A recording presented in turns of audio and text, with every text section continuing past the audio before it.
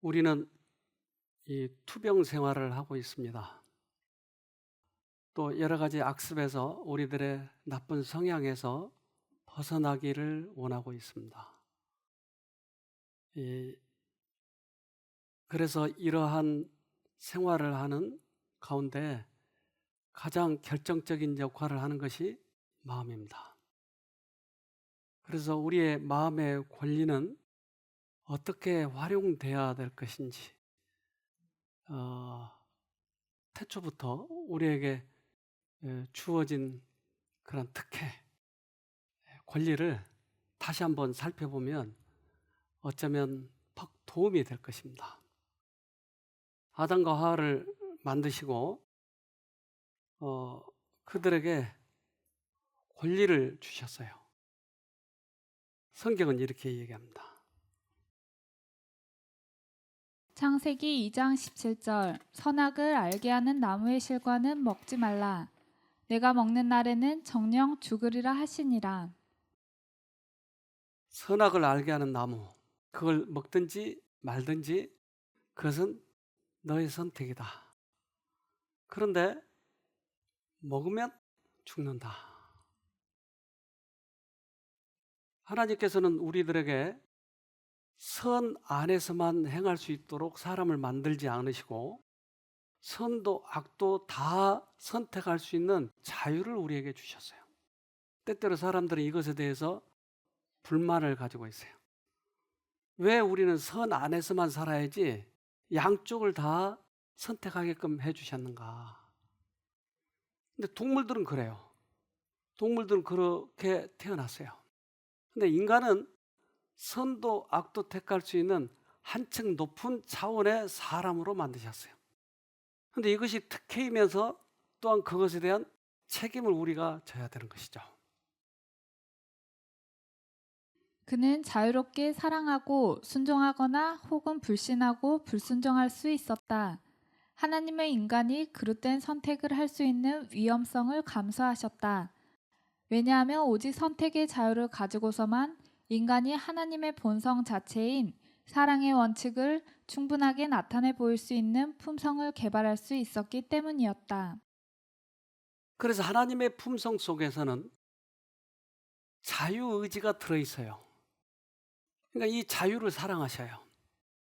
그래서 우리가 태어나서 하나님을 닮아가려면 이 자유를 잘 활용해야 우리의 품성이 하나님께까지 도달할 수 있다. 즉, 우리는 악도 택할 수도 있지만 선도 택할 수 있는 자유가 있다고 하는 거예요. 그런데 우리의 품성이 개발될 때는 언제냐면 악을 거절하고 선을 택할 때 우리들의 품성이 자라게 돼 있어요. 그러니까 우리의 품성을 자라게 할 수 있는 유일한 방법은 이 자유 속에서 얻어지는 것입니다. 그래서 선도 악도 택할 수 있는 완전한 자유가 있어요. 한계된 자유가 아니에요. 우리는 완전한 자유를 가지고 있어요. 그래서 이 완전한 자유 속에서 내가 어떠한 선택을 하느냐 하는 것은 우리 인간이 취할 수 있는 최고의 권리인 것입니다. 하나님께서는 저들을 그분의 성품의 지혜와 동정심과 그분의 요구가 공의로움을 식별할 능력이 있고 하나님께 순종할 수도 거역할 수도 있는 완전한 자유를 가진 자유로운 도덕적 행위자로 만드셨다. 그래서 기본적으로 우리는 그것을 구분할 수 있는 능력을 우리에게 넣어줬다고 그랬어요. 그래서 이걸 가지고 선택을 하는 거예요. 만약에 그걸 가지고 있지 못한 전능아, 이들은 그 책임을 묻지 않으셔요. 그런데 우리는 내가 선택을 했기 때문에 완전한 선택의 자유는 내가 선택해야 한 것에 대한 특혜를 받을 수 있고 반면에 책임도 내가 져야 된다고 하는 거예요. 내가 선택을 잘못하면 그에 따른 모든 책임은 내가 지는 것이 진정한 권리예요. 내가 선택을 잘못했지만 그것을 다른 사람들에게 전가시켜 버리려고 하는 것은 완전한 그런 자유를 아직 인지하지 못하고 있는 것입니다. 그래서 책임을 내가 져야 된다고 하는 것이죠. 하나님의 정부는 자유로운 도덕적 선택의 정부이므로 하나님은 그 의지를 강요하지 않는다. 불순종은 파멸을 초래하지만 그렇다고 사람이 고집스럽게 어떤 선택을 하면 그분은 그것을 못하게 막지 않는다는 점을 사람에게 경고한다. 그래서 하나님은 강제로 사람의 손을 붙잡지 않았어요. 이 사람이 선악과를 먹으면 예수님이 죽으실 것을 뻔히 알아요. 미리 예수님께서는 그것을 계획하셨으니까. 그래서 복음은 창세 전에 이미 계획되어 있었어요. 그래서 사람을 자유로운 존재로 만드시고 잘못 선택을 하면 그 죄값으로 예수가 죽으시기로 계획되어 있으셨다는 거죠. 그래서 예수님이 뻔히 당신이 죽을 걸 알면서도 손을 붙잡지 않는 이유는 자유를 그렇게 사랑하신 거예요. 하나님의 품성이, 예수님의 품성이 그 자유가 포함되어 있다고 하는 거예요. 그러니까 우리가 예수님을 닮아가면 닮아갈수록 우리의 자유도 권리도 주장하겠지만 다른 사람의 자유도 인정할까요? 다른 사람의 자유도 인정할까요? 조금은 좀 마음에 걸리는 건가 본데요. 그 대답이 적은 거 보니까 남편의 자유도 우리가 그 권리를 보호합니까? 인정합니까? 네. 자녀들의 자유도 인정합니까?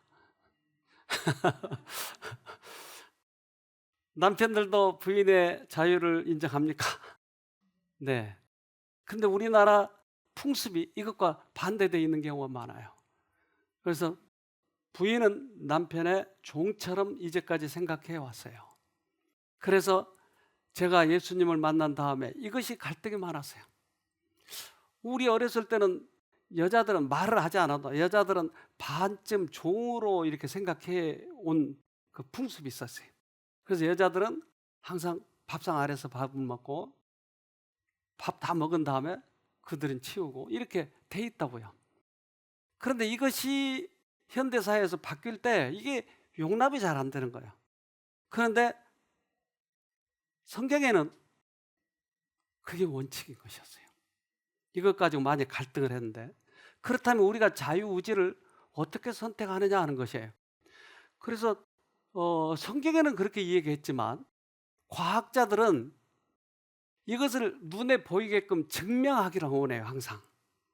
그래서 어떻게 증명을 하길 원했냐면, 지금 그 머리에다 이 센서를 달아놨어요. 그리고 손에도 센서를 달아놨어요. 그리고 컴퓨터에도 센서를 달아놨어요. 그래서 컴퓨터에서는 이게 시계가 돌아가는 거예요, 이게. 그 점이, 지금 점 하나 보입니까? 네, 컴퓨터 속에 그 점이 이렇게 돌아가게 돼 있어요. 그러면 내가 12에서 선택을 하든지 1을 선택하든지 6을 선택하든지 내가 선택을 하는 거예요. 근데 내가 누를 때 뇌는 내 뇌를 다 스캔을 하고 있는 것이에요. 뇌가 어떤 작용을 하고 있는지. 그래서 스캔을 하다 보니까 이런 도표가 나왔어요. 즉 오른쪽에 맨 끝에가 손이 그려져 있죠. 그 손은 내가 선택할 때예요. 선택해서 누를 때예요, 말하자면 누를 때. 그런데 내가 하기로 결심하고 딱 결정할 때가 노란 선이 있는 데예요. 그리고 전파 파장은 벌써 몇 초 전부터 있기 시작한 거예요, 이게. 그래서 파장이 한참 있는 다음에 내가 결심을 하고 누른 것이었어요. 내가 먼저 눌렀나요? 파장이 먼저 있었나요? 파장이 먼저 있었어요. 그러니까 우리들의 선택이라고 하는 것이 과학자들이 들춰내보니까 이거더라. 즉, 내 뇌에 파장이 먼저 들어오고 이 파장이 축적되고 하면서 내가 결심을 하는 거예요. 그리고 나서 누른 거예요. 그러니까 만약에 요즘에 투자하는 이런 그 증권 이런 것, 이런 사람들이 이 사람이 언제 어느 쪽에 투자할 줄 알면 미리 이거 알게 되면 돈을 많이 벌겠죠. 그래서 이 파장이 과학자들이 보니까 먼저 시작이 되고 그리고 나서 딱 결정하고 누른 거예요. 그게 몇 초 전이었어요. 그러니까 결정은 내가 지금 뭘 하는 거예요? 먼저 생각이 들어온 다음에 이 생각이 파장을 일으킨 다음에 결정은 나중에 하는 거예요. 즉 우리 뇌에 하나님이나 사단이 생각을 넣어주는 거예요. 계속. 근데 그 중에 하나를 내가 선택하는 거예요. 내가 생각을 만들어서 하는 것이 아니고 들어온 생각 중에 하나를 결정하는 것이었어요. 이것을 성경은 A 쪽으로 가느냐 B 쪽으로 가느냐 결정은 이미 우리들 생각 속에 들어온 두 생각 중에 하나를 결정한다고 얘기를 하는 거예요. 로마서 6장 16절 너희 자신을 종으로 들여 누구에게 순종하든지 그 순종함을 받는 자의 종이 되는 줄을 너희가 알지 못하느냐. 혹은 죄의 종으로 사망에 이르고 순종의 종으로 의에 이르느니라. 그러니까 그 생각에 대한 선택이 종이 되는 것이에요. 내가 생각을 만들어서 하는 것이 아니고 들어온 것에 대한 선택이었다. 그러면 내가 그쪽에 종이 되는 것이에요. 죄에 대한 생각이 들어오면 그 죄에 대한 생각을 내가 붙잡으면 그에 대한 종이 되는 거예요. 즉 새가 지나가지만 내 머리에는 둥지를 틀지 못하게 하면 되는 거예요. 그런데 내 머리에 둥지를 틀게 되면 내가 종이 되는 것이에요. 생각이 지나가지만 이 생각을 지나쳐버리면 관계없는데 이 생각이 내 안에 들어와서 곱씹고 돌리기 시작하면 내가 종이 되는 거예요. 즉 생각이 들어와서 그 생각을 내가 붙잡으면 내 안에 임신을 하게 되는 거예요. 생각을 품은 거예요. 생각에 품으면 임신을 하면 애는 사람은 10달 만에 낳지만 이 생각은 임신을 한 그때부터 죄이기 때문에 어느 때든지 죄를 지을 수 있다고 하는 것이에요. 그래서 음행을 품은 자마다 죄를 지었다라고 말씀하시는 거예요. 그래서 이것이 너무나 과학자들을 놀라게 해서 독일 베른슈타인 신경센터에서는 존 딜런 헤인스 연구팀이 다시 이것을 실험을 해봤어요. 이번엔 어떻게 실험했냐면 양쪽에 버튼을 누르게 했어요. 아까는 스위치를 누르게 했는데 그리고 뇌 속에다가 칩을 심었어요. 더 정확하게 하도록 하기 위해서. 그래서 더 작용이 더 정밀하게 이게 볼 수 있도록. 그래서 이걸 했는데 거기에는 차이가 좀 났어요. 근데 최근에 2011년에 미국 캘리포니아 대학에서 이차크 프리드 박사가 이걸 더 정확하게 해보니까 아까 같은 그런 실험을 이런 결론을 내렸어요. 2011년 미국 로스앤젤레스 캘리포니아 대학의 이차크 프리드 교수는 기존 연구에서 한 발 더 나아가 전극을 환자 뇌에 직접 이식하는 방법으로 우리 뇌의 특정 영역에 있는 개별 신경세포의 활성을 측정했다. 그는 신경세포의 활성을 관찰해 환자가 버튼을 누르는 의식적 판단보다 1초 정도 앞서 환자가 버튼을 누를 결심을 할 것임을, 더욱이 어느 쪽 버튼을 누를 것임을 80%의 확률로 예측할 수 있었다고 보고했다. 그러니까 1초 전에 똑딱 전에 이미 내 마음은 결정한 거예요. 이걸 80% 정도 예측을 했다. 그러니까 그 전파를 파장을 보고. 그렇다면 우리가 가지고 있는 자유의 한계는 어디죠? 여러분들이 지금 자유를 가지고 있다고 생각하잖아요. 근데 자유의 한계가 어디냐고요? 내가 생각을 만들어내서 하는 거죠?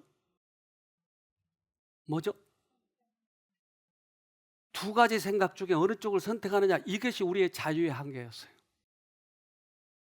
그러니까 끊임없이 들어오는 이 생각을 내가 어느 쪽을 받아들이냐에 따라서 나를 만드신 하나님의 생각을 받아들이면 가장 큰 자유를 얻는 것이에요. 그러나 반대쪽을 선택했을 때 우리는 그의 결과가 무서울 정도로 나에게 임하는 것이에요. 죄에 대한 내 욕망이 좀처럼 빠져나가지 않는 이유가 그거예요.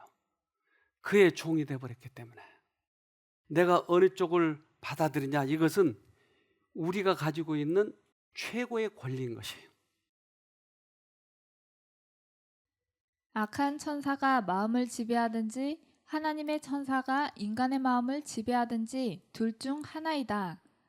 우리는 우리의 마음을 하나님의 지배하에 맡기든지 흑암의 권세 아래 맡기든지 하는 것이다. 이것이 가장 큰 권리예요, 우리에게. 더 큰 권리가 없어요. 근데 사람들은 내가 자유가 있으니까 방종을 자유라고 자꾸 착각을 해요. 근데 방종은 다른 쪽을 선택한 거나 다름없는 거예요. 우리의 최고의 자유는, 최고의 권리는 나를 만드신 하나님의 원칙대로 돌아가는 것이 최고의 기쁨이에요.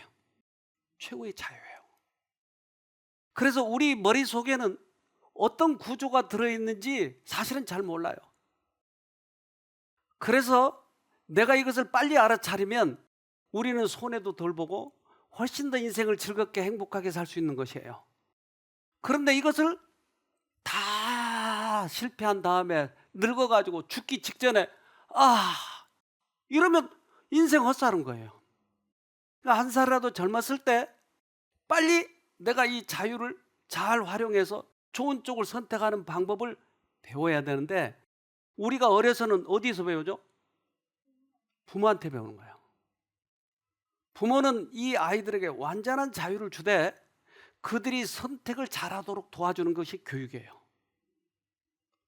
이놈아 죽일 놈아 내 말대로 해, 이것이 교육시키는 거 아니에요.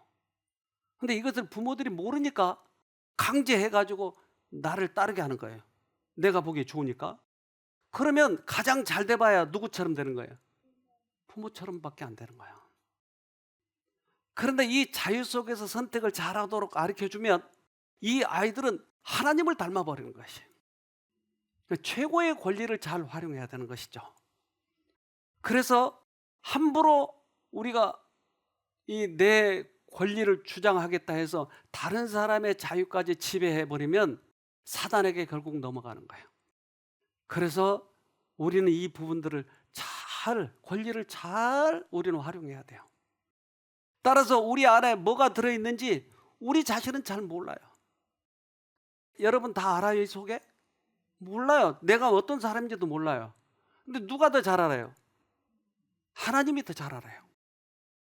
그러니까 내가 이 권리를 나타낼 때가 주로 언제죠? 선택을 할 때가? 사건 속에서, 시험 속에서. 그 시험에서 내가 전혀 안 그런 줄 알았더니 보석이 떨어져 있으니까 내 주머니에 집어넣고 팔아먹는 거예요. 전혀 내가 몰랐어. 근데 이 행동을 보고서야 내가 원래 도심이 들어있었구나, 이걸 알게 되는 것이. 그러니까 하나님과 사단은 이것을 실험해보기 위해서, 이것을 들춰내기 위해서 우리 사건 앞에다 그걸 놓는 거예요. 그러니까 시험을 유익하게 우리가 활용하려면 이 시험 속에서 교훈을 받는 것이에요. 우리가 가지고 있는 최고의 권리는 선택을 하는 것이라니까요. 그래서 시험 받는 사람은 내가 어느 쪽을 선택할 것인지 그 나의 의지, 이런 것도 같이 살펴보는 거예요. 시험 받는 사람은 의지의 참된 힘을 이해할 필요가 있다. 그것은 사람의 성격 가운데 있는 지배력, 곧 결정하고 선택하는 능력이다. 모든 일은 올바른 의지의 활용에 좌우된다. 성과 순결에 대한 욕망을 갖는다는 것은 그 자체가 좋은 일이다. 그러나 만일 우리가 거기에서 그치면 아무런 유익이 없다. 내가 그렇게 해야 되는데 하는 정도에 멈추면 아무런 의미가 없다. 결국은 우리들의 의지를 활용해서 최고의 선택을 해야 된다. 여기까지 이르러야 된다. 그렇다면 많은 사람들이 여기에서 실수하는 이유가 내가 다음부터는 절대 보석이 떨어지면 안 주워야지, 주인을 돌려줘야지, 이렇게 대부분 결심하죠. 근데 이것이 실패다고 하는 거예요. 나는 할 수가 없는 거예요. 왜? 이 의지력 자체가 사단에게 자주 매이기 때문에 내가 아무리 선택을 잘해도 결국 사단을 선택한 경우가 많아요. 그리고 나의 결심은 썩은 새끼처럼 쉽게 끊어져 버려요. 우리는 어떤 결심을 해야 되냐면 하나님을 선택해야 되는 거예요. 어떤 사건 속에서든지 하나님을 선택하면 하나님께서 가장 바른 길을 우리에게 보여주시는 거예요. 우리 영상 하나 봅시다.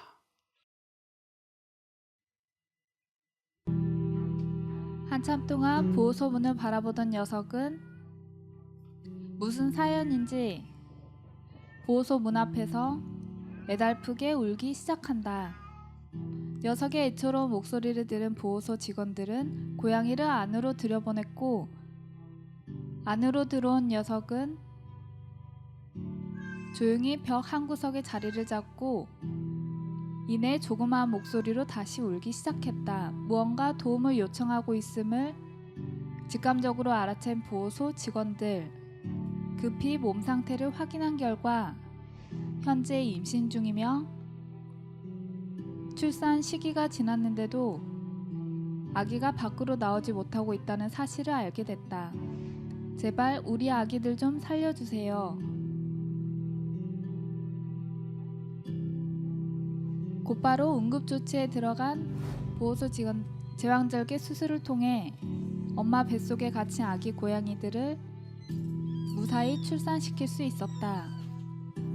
뱃속 아기들을 살기 위해 직접 사람들에게 도움을 요청한 엄마 고양이. 수술이 끝난 후 극적으로 목숨을 건진 아기 고양이 4마리를 모두 품에 안고 감격스러운 표정을 짓는 엄마 고양이의 모성애가 보는 이의 가슴을 뭉클하게 만든다. 고양이 보호소 왔어요? 그 동물 보호소라고 그걸 읽었나 봐요, 얘들이. 직감을 알고 왔겠죠. 근데 왜 왔어요? 오는 이유가 자기 스스로 출산을 못하는 거예요. 근데 인간들은 출산을 시킬 수 있다고 하는 걸 알았어요. 그러니까 내가 내 힘을 믿으면 우리는 출산을 못해요. 그런데 하나님을 의지하면 하나님께서 우리들에게 가장 선한 길, 가장 지혜로운 길을 가르쳐 주시기 때문에 사건을 우리가 당하게 되면, 임하게 되면 사건을 내가 해결하려고 할 때 우리는 실패하는 거예요. 결심을 할 때 하나님을 선택하기로 결심을 해야 돼요. 다음부터는 내가 실수 안 해야지, 내가 안 해야지 하려면 변형된 바이러스, 변형된 사단의 사건이 닥쳐버리기 때문에 또 구분을 못하는 거예요. 그러니까 어떤 사건들이 오더라도 하나님 쪽을 선택하기로 결심을 하자고 하는 것이에요. 우리 스스로 사단의 지배를 벗어날 힘이 없는 것은 사실이지만 우리가 죄에서 해방되기를 바라고 크게 그 필요를 느껴 자신보다 더 높은 힘을 구할 때 영혼의 힘에는 성령의 거룩한 힘이 불어넣어져서 하나님의 뜻을 이루는 의지의 지배를 받는다. 우리는 사단하고 싸우면 게임이 안 되는 거예요. 내가 문제를 풀려고 하면 게임이 안 되는 거예요. 그런데 내가 하나님을 붙잡으면 하나님이 이것을 이길 능력과 지혜를 같이 주시기 때문에 이겨 넘어갈 수 있는 것이죠. 그래서 우리가 실수를 많이 하는 경우가 내 깡으로, 내 힘으로 결심해서 이겨야지. 그럼 다 실패한 거예요. 우리의 결심은 하나님 쪽을 선택해야 한다고 하는 것이에요. 우리의 의지의 자유, 최고의 권리를 그때 활용하는 것이에요. 그렇게 되면 우리는 승리할 수 있는 거예요. 여러분, 베데스다 연못에 사는 그 환자, 중풍 환자, 이 환자가 어떻게 회복되는지를 우리를 그 글을 통해서 우리에게 교훈을 줍니다.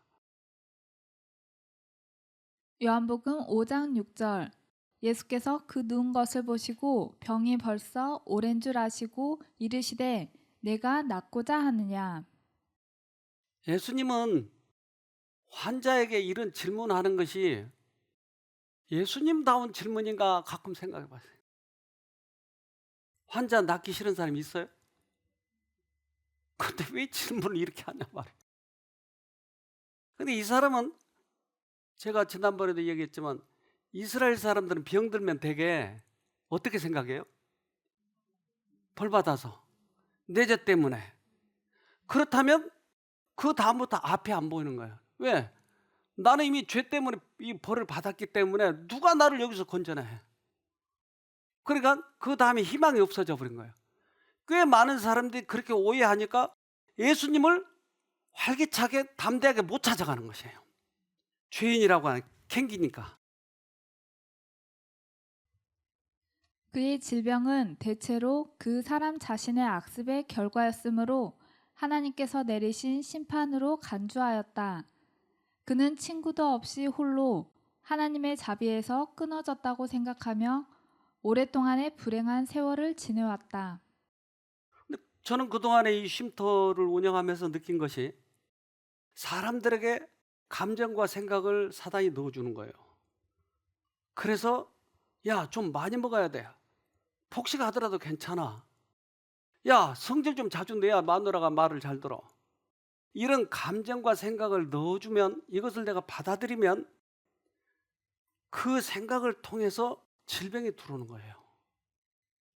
그러면 내가 속았나요? 속은 거예요. 비록 내가 속았다 할지라도 원래 이것은 내 것이 아니었어요. 누구 거였어요? 사단 거였어요. 내가 잘못 선택하기 때문에 그것이 들어온 거예요. 질병도 마찬가지예요. 그러면 내가 비록 그것을 잘못했다 할지라도 그 순간에 선택을 다시 하면 하나님께서 항상 우리들에게 가장 선한 길, 가장 회복의 길을 언제나 준비하고 계시다고 하는 거예요.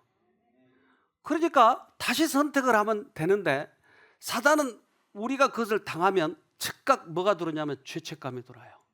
너는 하나님과 멀리 떨어져 있어. 안 돼. 그러면 이 감정과 생각이 나를 붙잡기 때문에 담대하게 주님을 못 붙잡는 거예요. 그런데 그 죄책감이나 이 도덕적인 책임을 느낀다고 하는 것이 마치 착한 것처럼 착각하게 만들어놨어요. 우리는 속은 건데 이때 다시 선택을 하라. 그것을 예정론이라고 그래요. 즉 언제나 어떤 상태이든지 내가 잘못했다 할지라도 그 길은 항상 구원의 길이 있어요. 거기에서 항상 아무리 잘못 간 길이라도 거기에서 다시 구원의 길이 있고 구원의 길이 있고 언제나 구원의 길이 예정돼 있다고 하는 것이에요. 믿을 사람과 못 믿을 사람 예정해 놓은 것이 아니고 누구든지 선택을 잘못했을 때 언제나 새로운 길, 새로운 하나님의 희망의 길을 제시해 놓으신 거예요. 이게 예정론이에요. 예수님께서 이야기하시기를. 그러니까 이 환자가 나는 이제까지 연못에 들어가야 낫는다고 생각하는데 예수님이 물어본 거예요. 너 낫고 싶냐? 이렇게 물어봐요.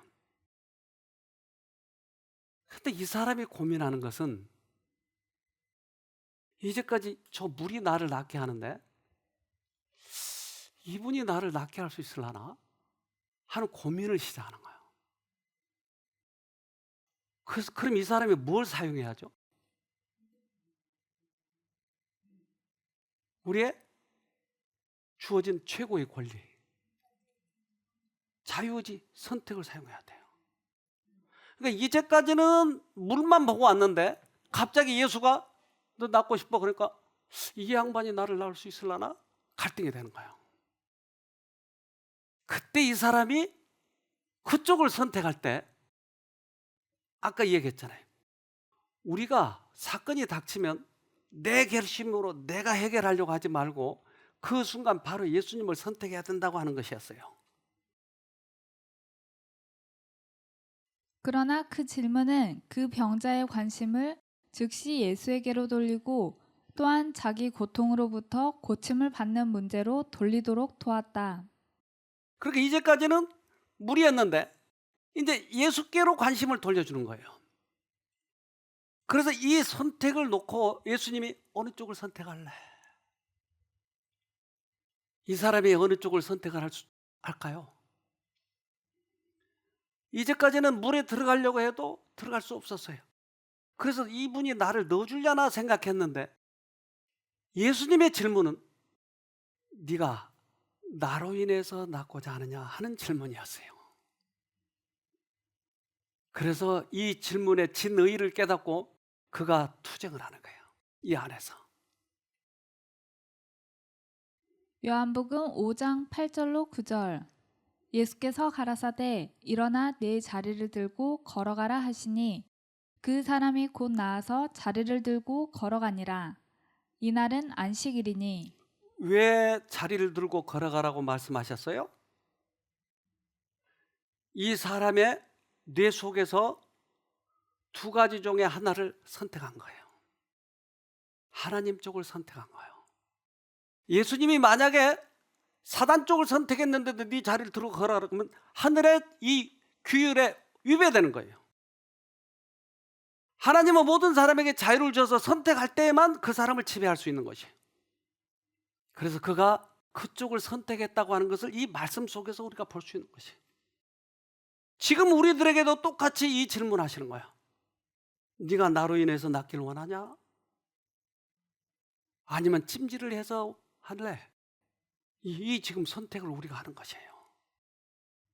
그래서 그 선택에 대한 결과를 지금 우리에게 보여주는 것이에요. 질병의 치료에 있어서 정신적 영양의 효과를 결코 간과해서는 안 된다. 올바르게 활용만 하면 이 영양은 투병을 위한 가장 효과적 기능 중 하나가 된다. 질병 치료 중에서 가장 효과적인 것이 우리들의 정신력, 선택력이다. 저는 여기서 그런 경우를 많이 보았기 때문에 확신을 가지고 이야기하는 거예요. 그것이 악습이든 질병이든 관계가 없다니까요. 나의 선택력이 얼마나 중요한지 몰라요. 다른 사람에 따라서 하면 그것은 별로 의미가 없어요. 그러나 그가 그것을 선택했을 때 오는 놀라운 기적은 그것은 제가 자주 봤기 때문에 그것은 이 선택력에 대한 결과 이것에 대해서는 너무나 소중하니까요. 그가 의심하지 않고 그리스도의 명령에 순종하기로 자기의 뜻을 정하자 그의 모든 근육이 그의 의지에 응답한다. 자기의 다리로 일어서면서 그는 자기가 활동적인 사람이 되어 있음을 느낀다. 우리들의 몸을 움직이는 것이 우리의 마음이에요. 마음이 정해져 버리면 몸은 따라서 움직이는 것이에요.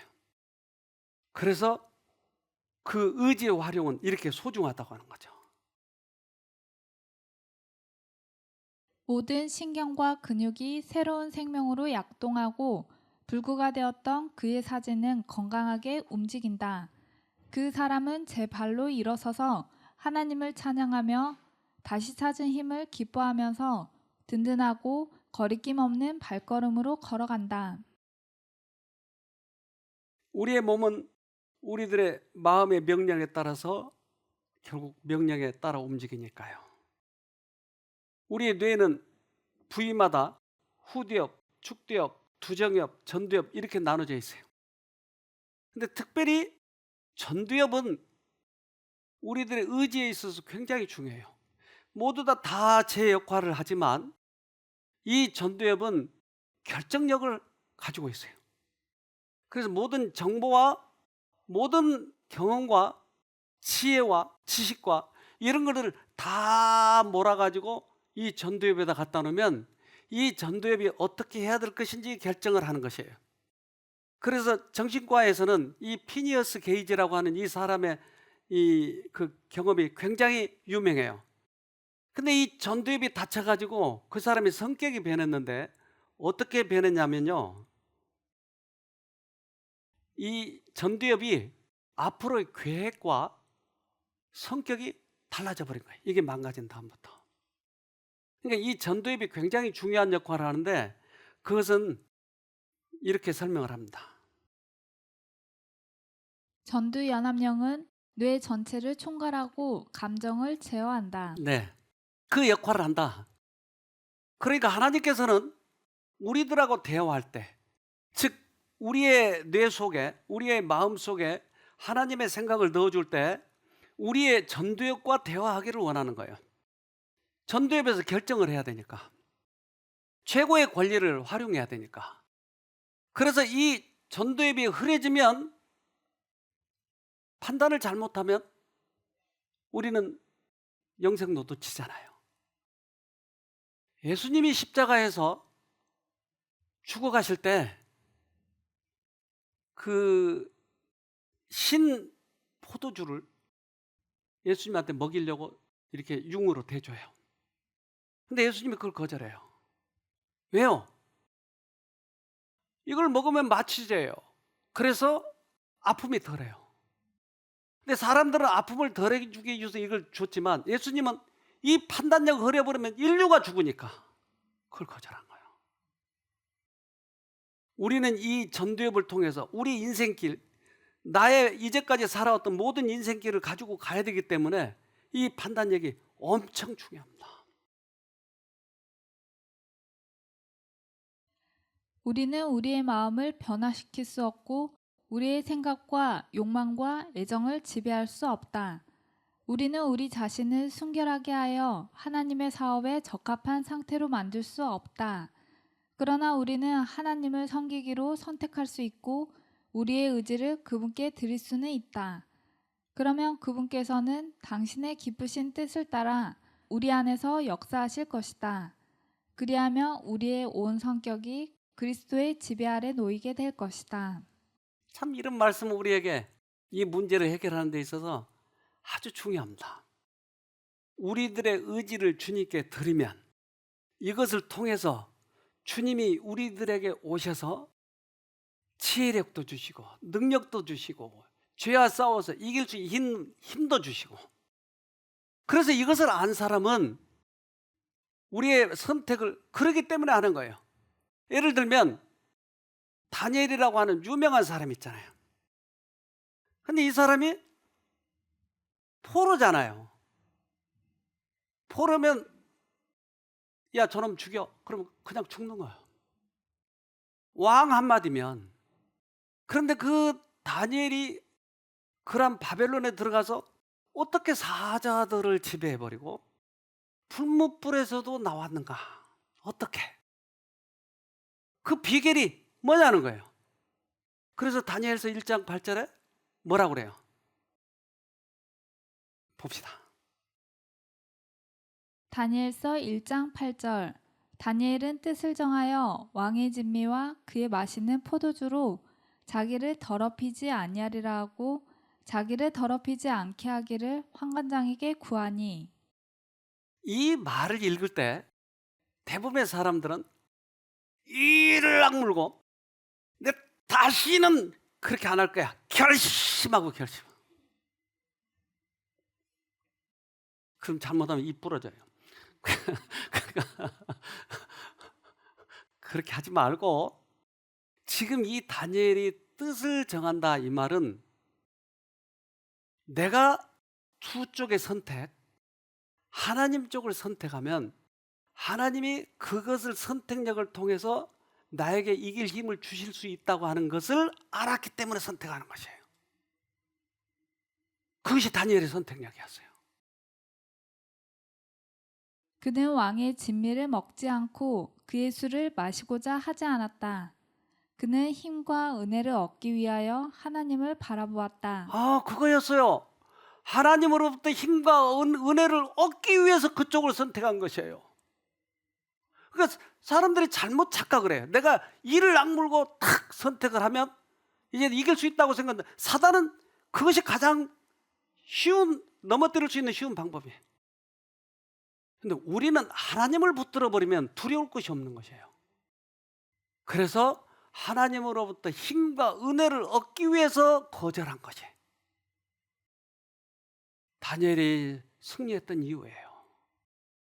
우리는 하나님 없이 내 힘으로 하려고 할 때 100점 100패를 하는 것이에요. 그리고 하나님께서는 그 나라의 점성술사와 점장이와 마술사들보다 나은 지혜와 기량과 지식을 그에게 주셨다. 하나님으로부터 은혜가 오니까 장원급제하는 거 문제 없죠. 내가 공부해서 하려고 하니까 힘든 거죠. 근데 하나님 쪽을 선택하니까 들어와 버리는 거예요, 이게. 우리들의 선택력이 그렇게 소중하다고 하는 거예요. 사단과 하나님은 인간을 누구 소유로 만드느냐, 이것이 최대의 관심사예요. 그래서 우리들의 지금 이 성향이 많이 사단을 닮아버렸어요. 사단이 인이 찍혀 있는 거예요, 지금. 근데 하나님께서는 다시 예수를 보내서 그들을 꺼내가지고 다시 하나님 인 찍기를 원하는 거예요. 최대의 관심사예요, 그게. 우리들의 품성이 하나님을 닮아야 된다고 하는 것이에요.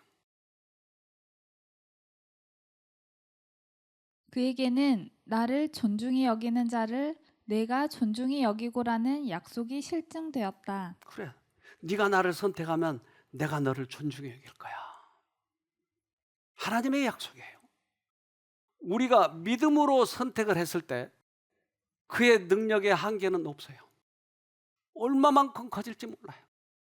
다른 모든 사람들은 다 그 신에게 절을 해. 절을 안 하면 죽인다고 하니까. 그러나 이 다니엘의 친구들만 서 있는 거예요. 얼마나 개면쩍고 힘들겠어요. 다른 사람 다 엎드렸는데 나 셋이만 이렇게 서 있는 거예요. 이게. 왜요? 깡으로 하나님의 은혜를 얻기 위해서. 하나님의 은혜를 우리 자신의 것으로 만들기 위하여서는 우리는 반드시 우리의 몫을 해야 한다. 하나님의 은혜는 우리로 뜻을 정하고 행하도록 하기 위하여 주신 것이지 결코 우리의 노력의 대용물로서 주신 것은 아니다. 확실하게 이야기하네요. 우리가 결심하고 하나님 쪽을 선택하는 것은 우리의 깡으로 인해서 그것이 오는 것이 아니고 하나님의 은혜가 와서 그렇게 만들어준다. 그래서 그들은 풀무불에서 세 사람이 들어갔지만 네 사람이 있었던 거예요. 이 한 사람은 누구였을까요? 예수님이 거기 계셨어요. 이건 남자들만 할 수 있는 거죠? 이 깡은 남자만 있는 거죠? 아니요. 여자도 있다고 하는 걸 보여주는 거예요. 누구예요?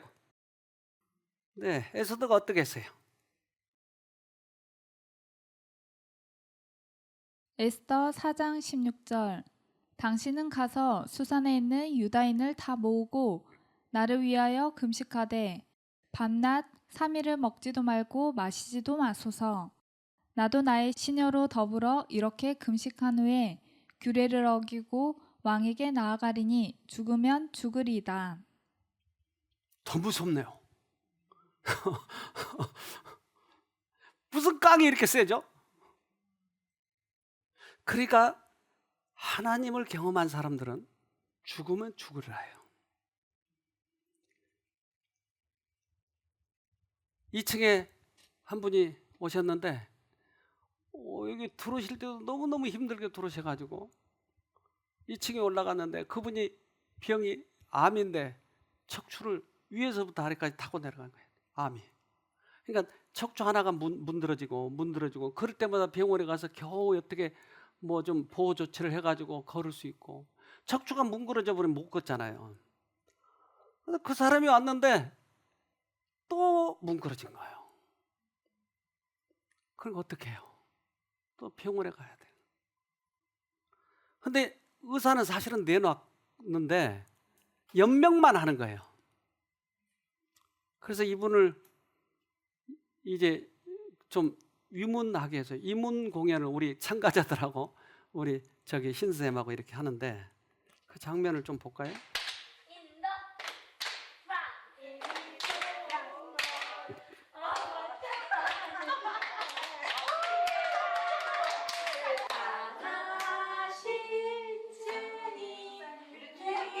저 누워 있는 분이 그분이에요. 일어나지를 못하고 있는 거예요.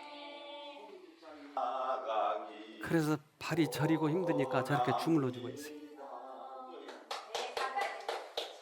척추가 뭉그러져서 일어나지 못하는 거예요. 그러니까 이 참가자들이 서로 이렇게 도와가면서 저렇게 유문 공연해주고 얼마나 아름다운 모습이에요. 근데 저분에게 제가 이 얘기를 했어요. 의사가 안 된다고 했잖아요. 그러니까 한번 해봅시다. 하나님 붙드세요. 그러니까 아니요, 나 이제까지 그렇게 해서 연명해 왔어요. 그러면 선택을 하십시오. 근데 그날 저녁 이분이 선택을 한 다음에 저렇게 앉더라고요. 누워있던 사람이 앉는 거예요. 그런데 그 다음날 우리가 한강변에 거기 코스모스 공원 여길 가끔 놀러 갔거든요. 근데 이분이 따라가겠대요. 모습을 볼래요? 일어나서 노래를 하는 거예요. 정말 기가 막힌 일들이 벌어진 거예요.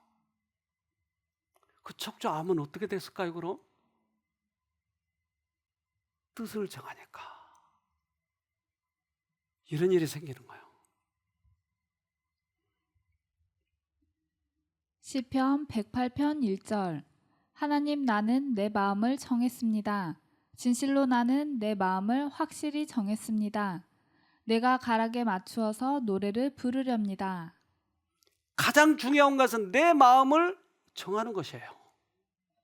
이것보다 더 큰 권리는 없어요, 우리에게. 그래서 이거를 정하면 주님께서 이 일을 위해서 역사하실 거예요.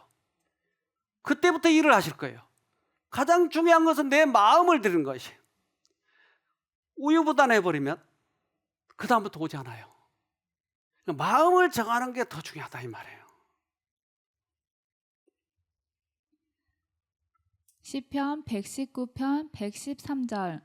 내가 두 마음을 품는 자를 미워하고 주의 법을 사랑하나이다. 우리가 그동안 신앙생활을 해왔어요. 그렇다면 이 믿음을 이제 활용해야 되지 않겠어요? 내가 죽기 전에, 그리고 가장 공경에 처해 있을 때, 이때 하지 못하면 언제 하겠어요? 여러분 믿음으로 그분을 붙잡으세요. 꼭 승리하기를 바랍니다. 기도합시다. 하늘에 계신 아버지, 지금도 살아계셔서 우리들의 마음을 받으시기를 원하시는 하나님 아닙니까? 이 땅에 오셔서 수없이 많은 환자를 고치시고 그들이 주님을 찾아왔을 때 죄를 묻지 않으시고 고쳐주시지 않았습니까? 이제 우리도 우리 힘으로 할 수 없기에 주님 앞에 왔습니다. 저희들을 고쳐주시고 저희의 마음을 받으시고 주님께서 영광을 받으시옵소서. 꼭 승리하여 주님께 우리의 나머지 생애를 드리는 우리 모두가 되도록 축복해 주시옵기를 예수님 이름으로 기도합니다. 아멘.